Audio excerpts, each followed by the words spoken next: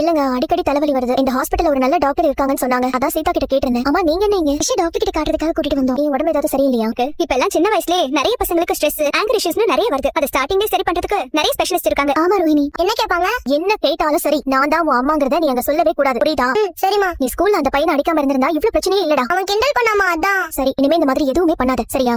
சொல்லிருக்கோம். இப்ப கிருஷ் கூப்பிடுவாங்க. கிருஷ், நீ பயப்பட கூடாது, சரியா? ஸ்கூல்ல டீச்சர் கேள்வி கேட்பாங்கல, அந்த மாதிரி தான் டாக்டர் கேட்பாங்க. எந்த சப்ஜெக்ட் வந்து கேட்பாங்க?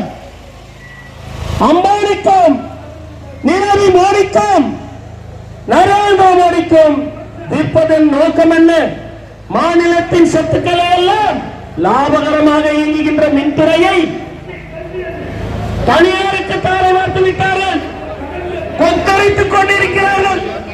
மீண்டும் அவர்கள் ஆட்சி வரும் என்று மக்கள் என்ன கண்ணறித்தனமாக இருக்கின்றார்கள்?